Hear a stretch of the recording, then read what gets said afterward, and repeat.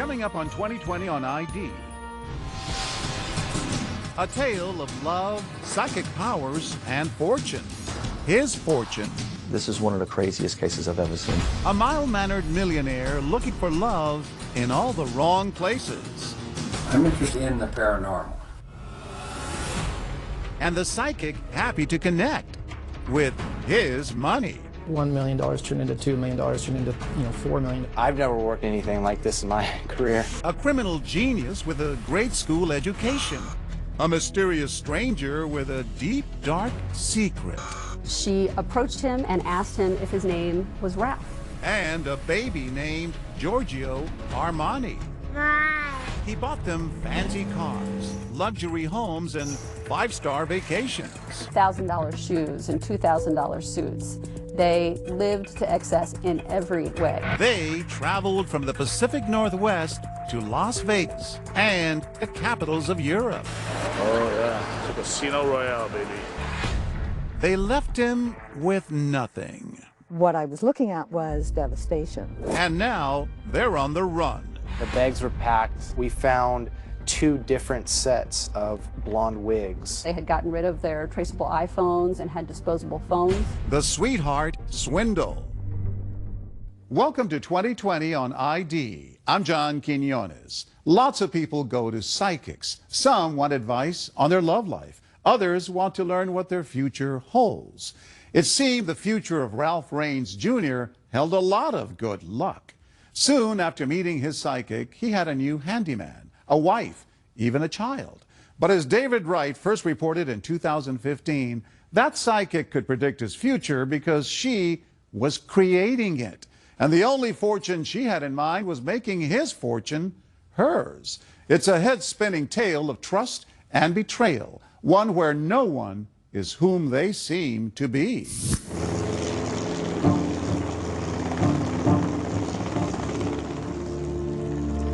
Imagine you're all alone in the world, living deep in the woods. No spouse, no children, no close friends to confide in. Nobody, but maybe an elderly parent who's always been hard on you. And his father ignored him.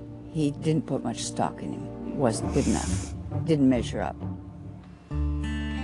That was the life of Ralph Raines Jr., a lonely bachelor from Gaston, Oregon, population 660. He grew up on the family tree farm, an only child.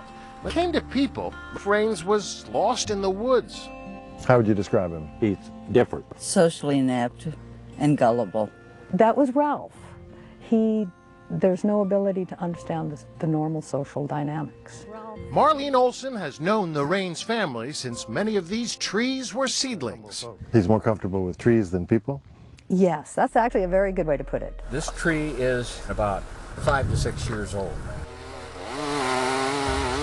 The trees were not only his friends, they were his fortune, too. The Raines Tree Farm, planted by his father, Ralph Sr. Douglas firs destined to be turned into telephone poles. Each mature tree worth about $1,000. Raines' family had 1,200 acres of them, a lush, sustainable cash machine. What you're seeing out here is a lot of hard work, hard, dirty work.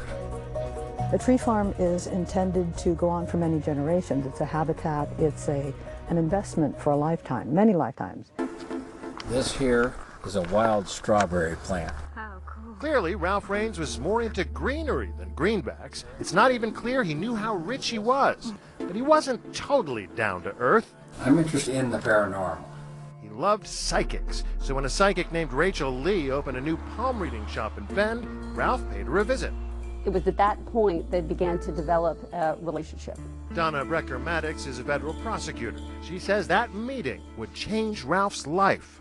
Did she have any clue at that point how rich this guy was? He began to share with Rachel his best kept secrets, and they also related to his father's wealth and to the work on the tree farm. So once he starts to unburden himself, she presumably starts to realize this is the Powerball ticket. That's the hook, yeah. Rachel also reveals a lot about herself to Ralph. Says she too is alone in the world. She's lost her parents and had cared for her husband as he died of cancer. And that creates a sense of empathy. Bob Nygaard is a private investigator who has solved sweetheart swindle cases all over the world. They learned all about him, and then they specifically took what he told them to use it against him. They preyed upon him. Rachel convinces Ralph that her psychic abilities can help him get what he craves most: companionship, a family. And now the trap is set. Number one route to fraud is to become your best friend. I'm the only one that's going to listen to you. I'm the only one that's going to talk to you. So pretty soon I'm the only one you're going to trust. And anything I tell you, you will believe. Rachel has the patience of a tree. She spends the next 2 years grooming her Mark, becoming his closest friend and confidant. When the sweetheart swindler comes into their life, they're giving them the attention that they've been sorely missing. Soon he's buying her gifts and writing her checks. Along the way, she introduces Ralph to somebody new, a guy named Blancy. Blancy, how does he come into the picture? Blancy Lee was Rachel Lee's on-again, off-again boyfriend. Blancy held himself out as someone who could do home construction projects and did a few home construction projects. He fixed the deck, right? He fixed the deck. Blancy and Rachel come from California and until now appear to be living a middle-class life off Rachel's earnings as a psychic. But 2 years into the con, things really begin to escalate.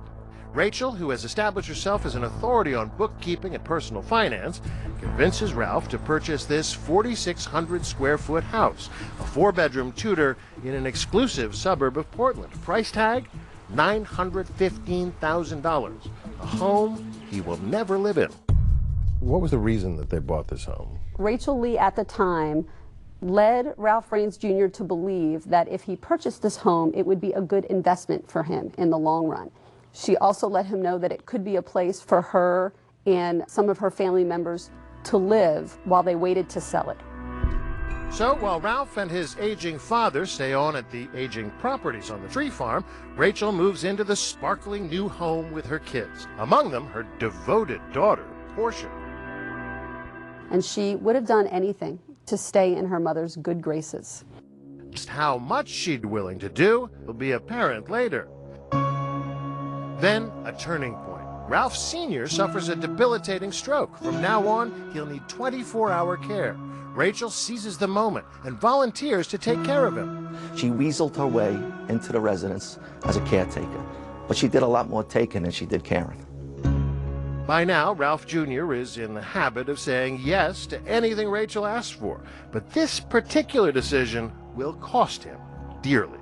She evidently had access to the books and conversation, a whole bit.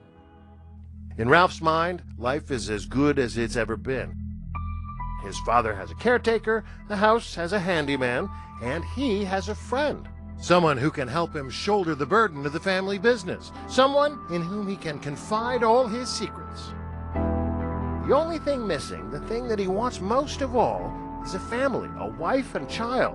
And that's just what Rachel intends to give him. Happy birthday. She created a fake world for him designed to exactly meet all the desires and wishes that he ever wanted to have. In exchange, she'll get to live the life she always dreamed of. We'll be in Florence tomorrow. It was beautiful. Me and Blancy enjoyed it. Ciao. Stay with us.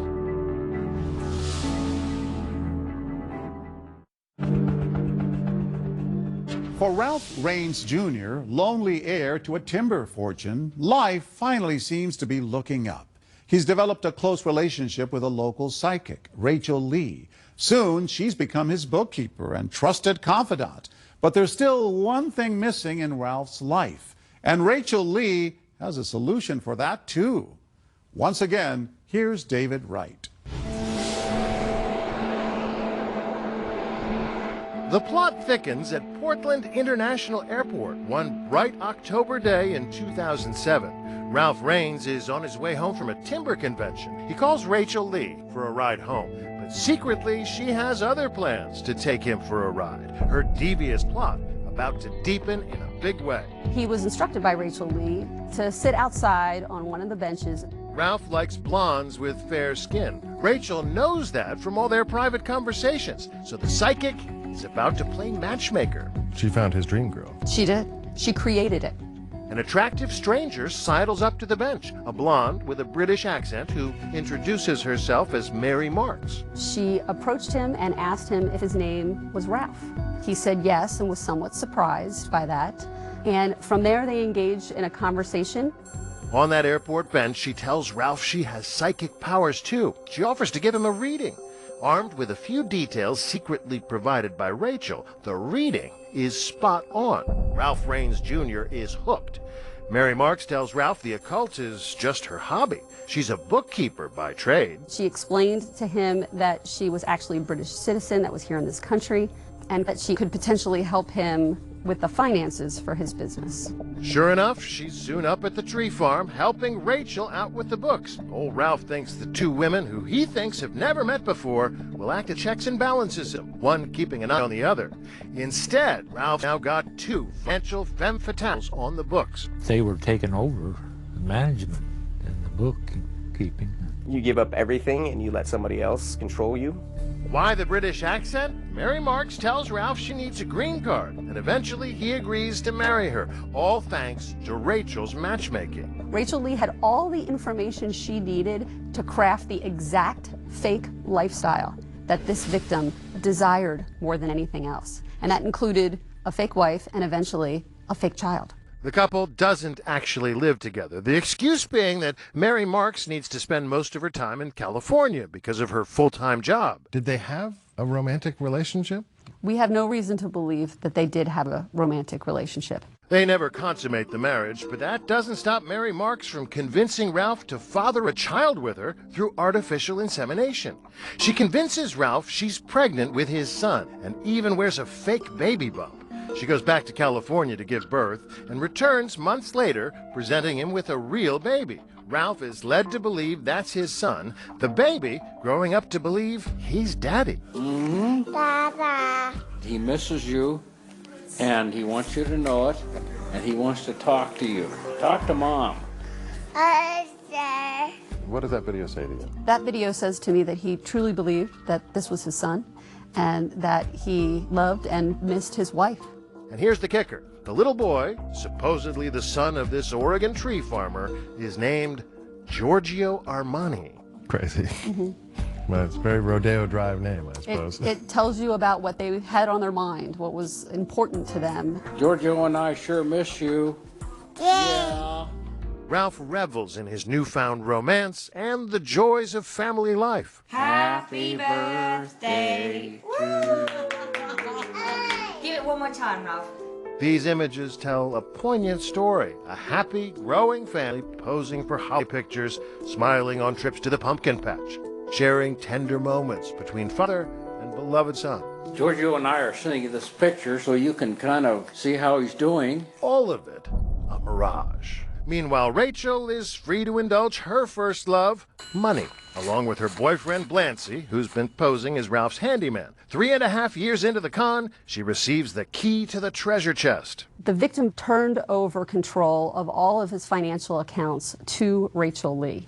Power of attorney papers are drawn up, giving Rachel the power to manage every aspect of Ralph Jr.'s life and finances. Once they get the power of attorney, that then enables them to move into the financial picture and start to liquidate all the assets and fleece the victim out of their life savings. Rachel sells off stocks from the Raines portfolio and deposits the money in the corporate account.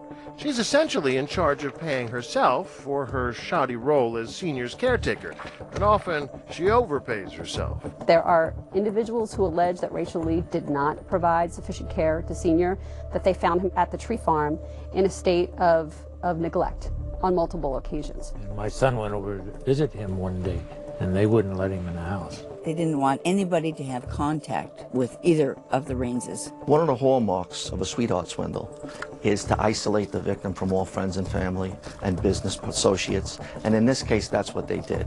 At one point, the suffering Senior is moved into the exclusive Portland home. There, he suffers one final indignity. The father is sleeping in the hallway. He was never provided his own bedroom. Rachel Lee, Blancy Lee, and their extended family members occupied all of the bedrooms in this house. This photo shows how helpless Ralph Sr. has become. It was shocking to us as part of the investigation to find that out. Meanwhile, Rachel is diverting funds by sending big checks to her family members, to Blancy Lee, and to her financial tag team partner, Mary Marks. Once she got her, hands on those checks, they were home free. Lee's family members are also walking around with Rain's corporate credit cards, paying for anything and everything, clothing, dining, and most of all, travel. Rachel and Blancy start living the lifestyles of the rich and famous, jetting off on a European vacation. They fly first class to Paris, where they enjoy a romantic dinner for two in the city's most famous landmark. Blancy capturing the highlights of the trip on video. We're here in Paris on our anniversary at the Eiffel Tower, about to have dinner, 5-star restaurant. There are 5-star vacations to Monaco. But we're here in Monte Carlo still, enjoying the sightseeing.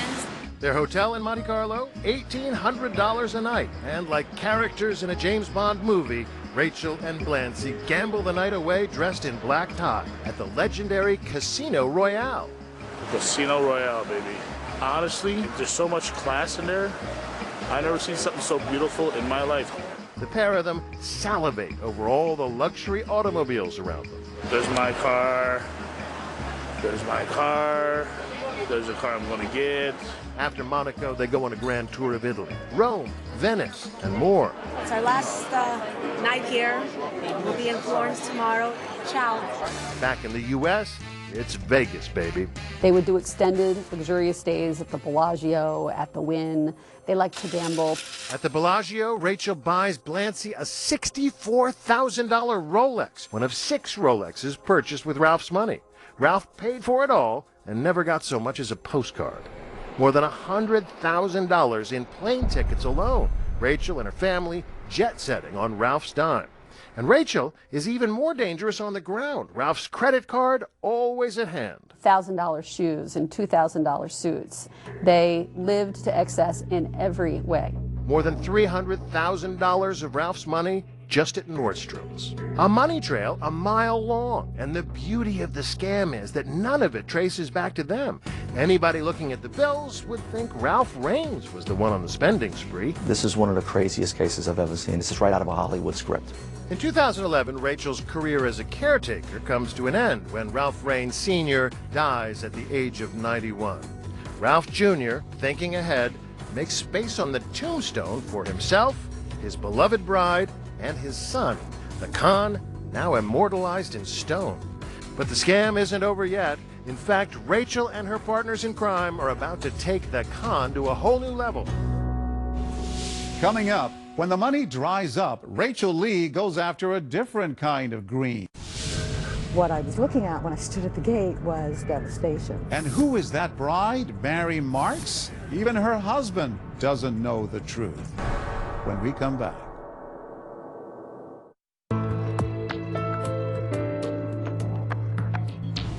Ralph Raines Jr. has turned control of all his financial accounts over to Rachel Lee. And she's wasted no time in spending his money on lavish trips and expensive gifts.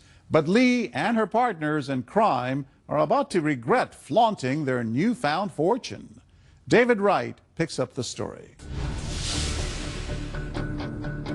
I'm Liz Crothers. I'm a detective with Portland Police. Detective Liz Crothers sees the world through cop's eyes, even when she's just driving to work. I live outside of a town called Canby, and I drive through there every day. On her daily commute into Portland, head turning, eyes darting, Crothers spotted something that triggered her police sense. This building here.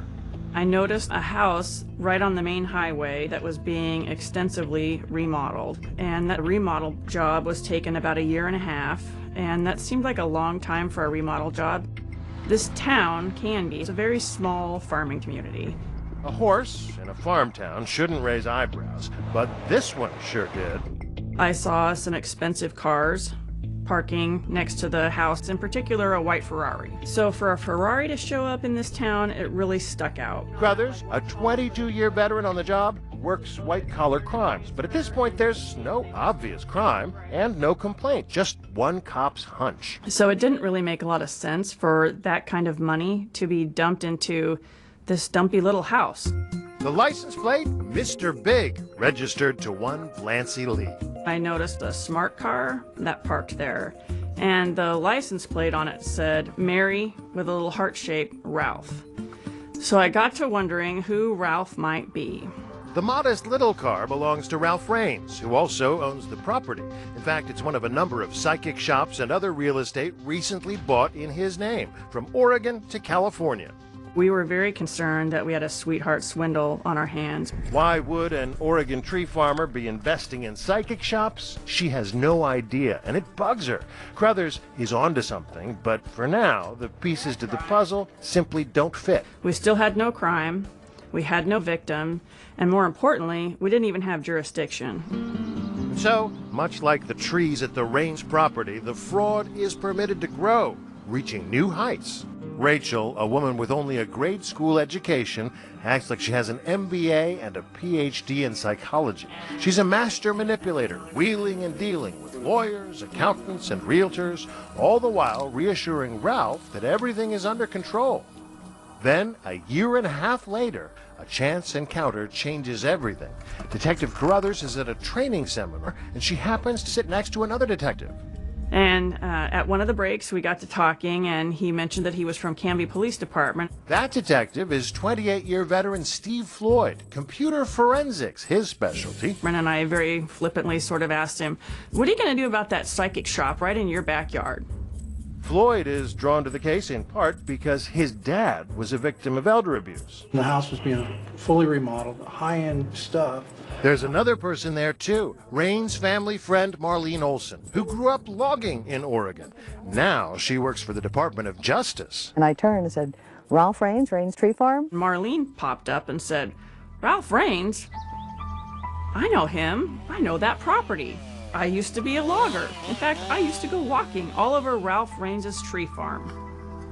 What are the odds that the three of us would be in the same place at the same time?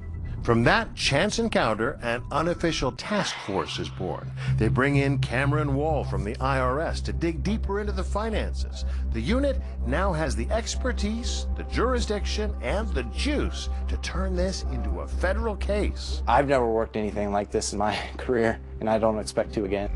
Because she used to work as a logger on the tree farm, Marlene Olson is asked to quietly poke around. She's stunned by what she sees. It still takes my breath away when I think about it. What I was looking at when I stood at the gate was devastation. There was no trees. That lush, sustainable ATM stripped bare. Whoever said money doesn't grow on trees never imagined a swindler like Rachel Lee. Once the investment accounts are liquidated and there is no money left in the investment accounts, Rachel Lee turned to the one asset that was left. That was the tree farm. Olson sounds the alarm. Ralph Raines Jr. hasn't just lost the trees, he's lost almost all the land. New owners, chainsaws whirling, slice and dice his departed father's legacy to pieces. With the sale, Rachel Lee has turned herself into an instant millionaire. She sold off that tree farm in 4 parcels that brought in $12 million in 1 year. Adding insult to injury, Rachel told Ralph he's flat broke. Rachel told him that he had to sell the tree farm to pay his inheritance tax. He says, Don, I don't know what I'm going to do. I'm broke. Which wasn't true. The man who spent his whole life tending these trees now watches his fortune fall. Ralph Raines ends up with just 2 slivers of land to provide for his wife and child, and he may not have those for long. Rachel Lee and Portia Lee's Mary Marks had put his very last 2 pieces of property on the market in December of 2013. If those had sold, he would have had nothing left. The ATM would be empty. The ATM would be empty, the properties would be gone, he would be homeless and without any resources other than Rachel Lee. Ralph is left with nothing. His trusted confidant, Rachel, is going wild, providing for herself. And she and Blancy Lee and the rest of the family really ramped up the lavish spending. As soon as the land sale went through, Mr. Big made good on that promise he made back in Monte Carlo. There's my car. There's a car I'm going to get. The not-so-handyman splurges on not one, but two brand new cars. He bought the Ferrari, and the next day he saw a Bentley. He spent $500,000 on 2 cars in 2 days. The Ferrari that first caught the eye of Detective Crothers, now going nowhere fast in this undisclosed IRS warehouse. It was purchased back in 2012 for a little over $226,000. $250,000. Yep. And this one? A little over $56,000. Inside the Ferrari, Mr. Big left his calling card. Look at this, there's a prayer card here. It says on the back, Lord Jesus Christ, Son of God, have mercy on me, a sinner.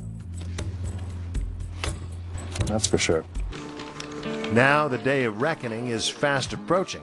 Prompted by all those suspicious transactions, Detective Floyd drives through the barren landscape that used to be the Raines Tree Farm to ask Ralph a pressing question.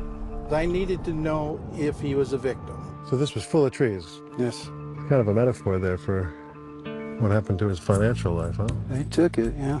Cut it, spent it, wasted it. He knocks on the door and immediately asks, what does Ralph know about Rachel's creative approach to accounting? He started asking me, do you know that she's spending $230,000 on a Ferrari? When we return, Ralph's reaction. For the first time ever, the very private Ralph Raines goes public. Well, that is a weird story. And it's about to get weirder and maybe even deadlier. You were concerned that he was going to get killed. After all the money's gone, is he worth more dead than alive? When we return.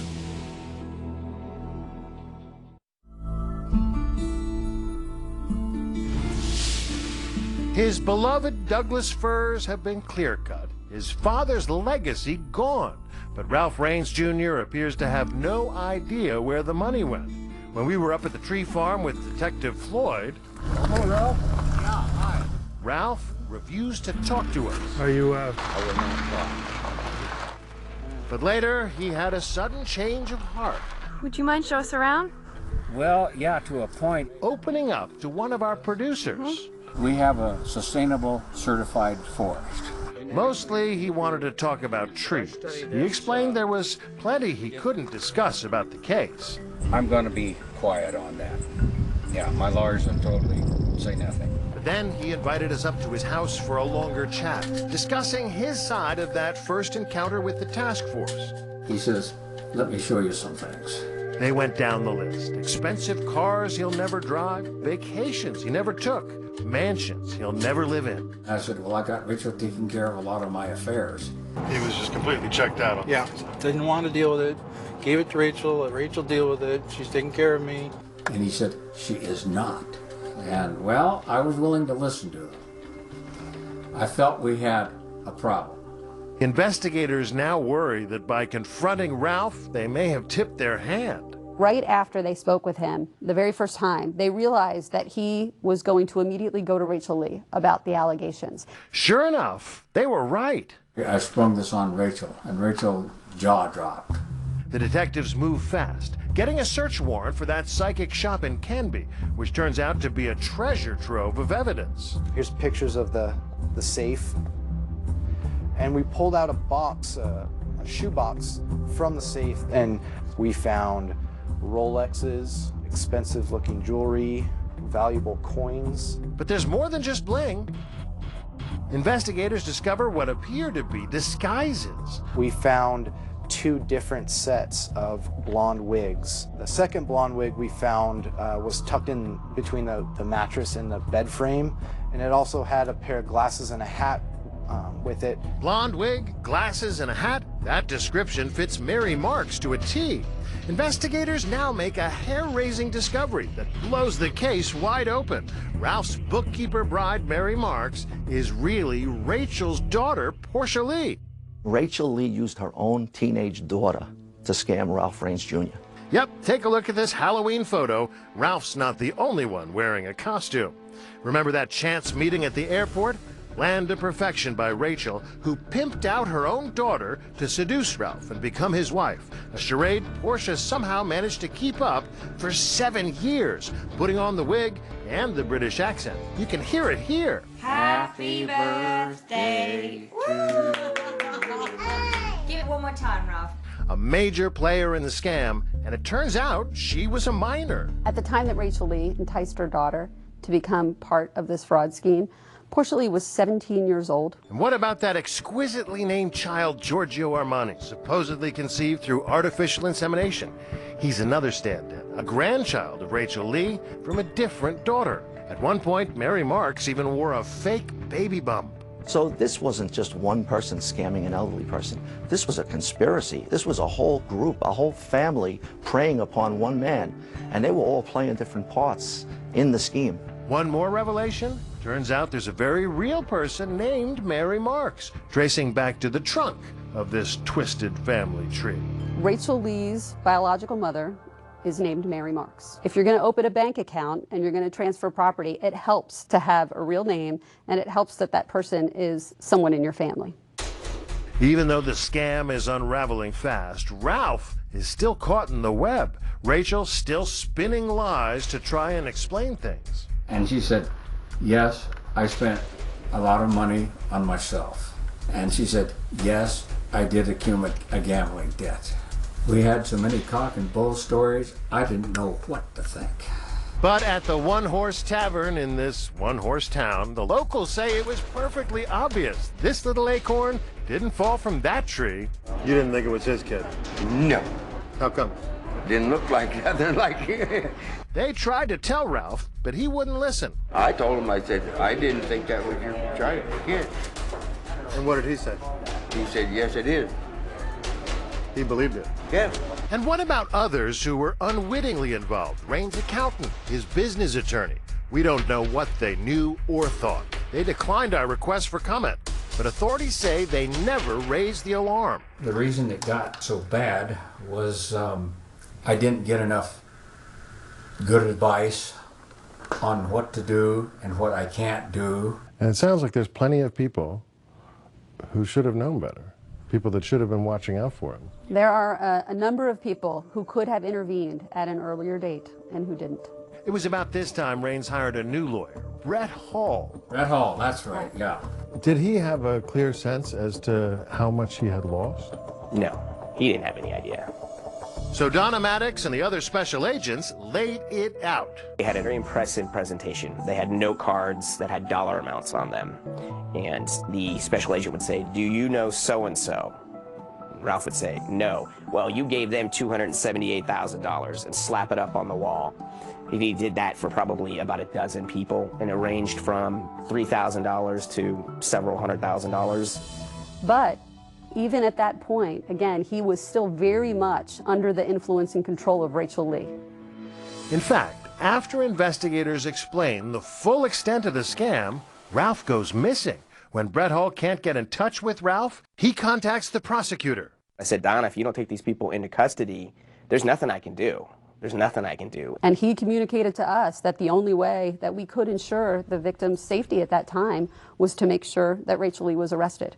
You were concerned that he was going to get killed. The victim's attorney was concerned for his client's safety. That's when the agents race up to Bend, Oregon, to the psychic shop where Ralph had his first consultation with Rachel a decade ago. Agents in bulletproof vests move quickly toward the house. Inside, they find Rachel and Portia, bags packed, looking like they're about to embark on a Thelma and Louise-style getaway. The bags were packed, and it looked like they were getting ready to leave. They had what we call burner phones. They had gotten rid of their traceable iPhones and had disposable phones. And Portia Lee had $36,000 in cash in her underwear. In her underwear? In 3 rolls in her underwear. No sign of Ralph in the psychic shop, but out back, in a separate building, they do find him, squirreled away and not at his best. I would describe it as disheveled. I had met him on 2 prior occasions, and he didn't recognize me, even when I introduced myself. Property owner Randy Sargent shows me the room where they found him. The heir to a multi-million-dollar timber fortune, living in a converted garage. Not exactly a multi-million-dollar home, huh? No, it's not. The IRS agents lead mother and daughter out in handcuffs. First Portia, then Rachel. Later, Blancy turns himself in. Prosecutors claim the woman took advantage of a Washington County farmer and burned through millions of dollars. If they hadn't been quite so greedy, could they have gotten away with this? Absolutely. It is very possible that this fraud could have flown under the radar. If it hadn't been these giant $300,000 wire transfers or buying a $200,000 car, the government would have never known. And they could have done this right up until he passed away in 10, 15 years from now. Large TV there. On a walk through the house, the items they left behind tell their own story. We notice a picture, a smiling Ralph Raines Jr. with the young boy he loved like a son. We did a lot of things together. I have very good memories from them. Up next, Judgment Day for the scammers. Mary Marks unmasked. And then she took it off. Correct. But even now, with the scam exposed, Ralph Raines is still in love with Mary Marks, his bogus bride.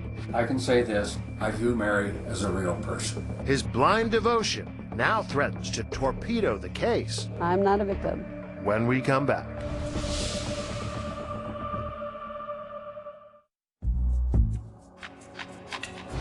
The federal courthouse in Portland, southwest Salmon Street. Ralph Raines is a fish out of water, now almost bankrupt by the family of fraudsters he bankrolled. The amount they stole from him is staggering, more than $15 million. But astonishingly, he doesn't blame them. I have very good memories from them.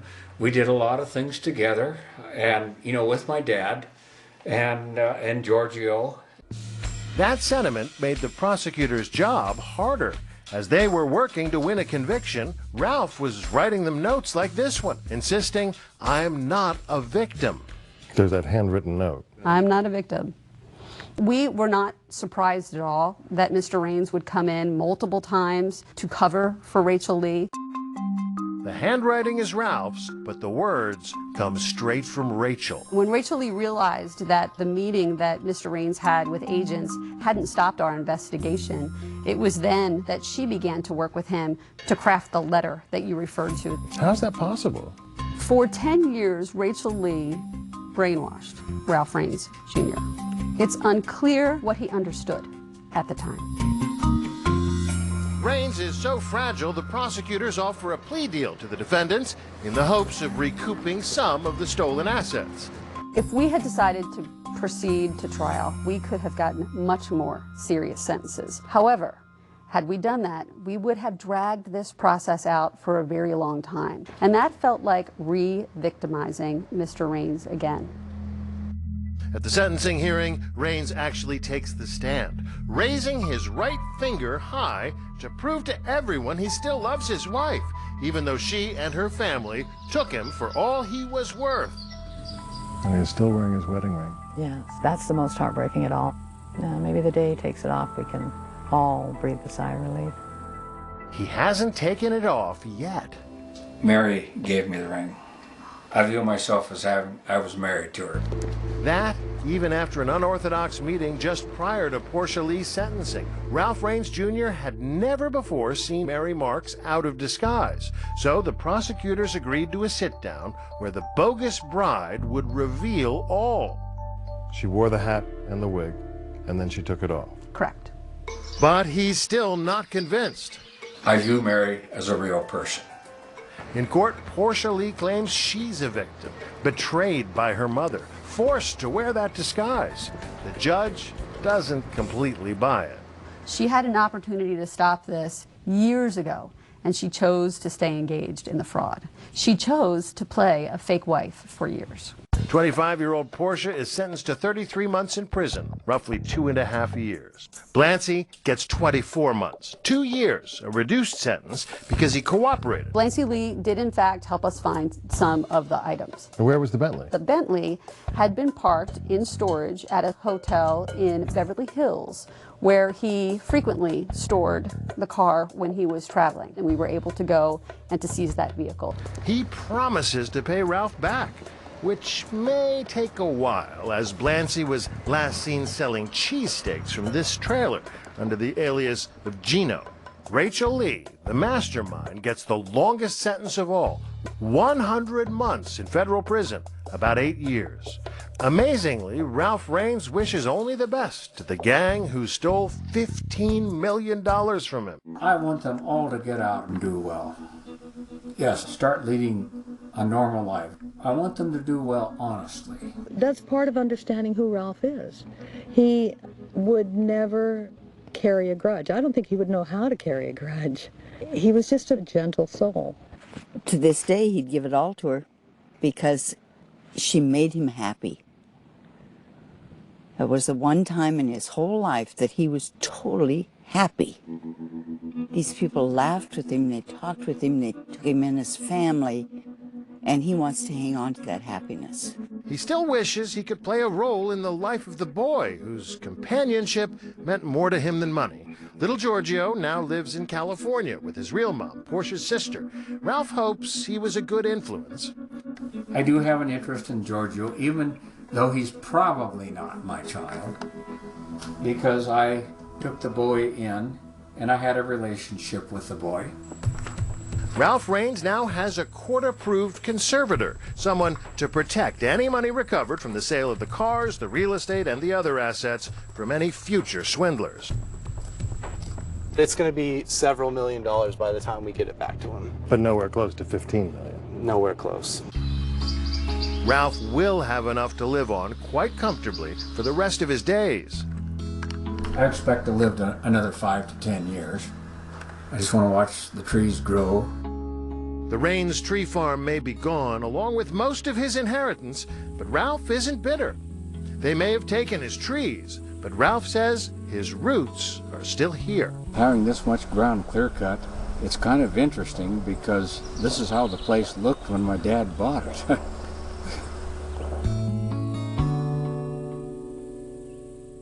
The land Ralph Raines Jr. lost has been replanted, but it'll take another 40 years before the trees are ready to be cut again. As of 2016, he continues to live on the property remaining in his possession. Ralph has recovered some of the stolen monies. Blancy Lee satisfied a restitution order of $2.5 million. And as for Rachel Lee, she's due to be released from prison in 2021. I'm John Quinones. Please join us next time for another edition of 2020 on ID.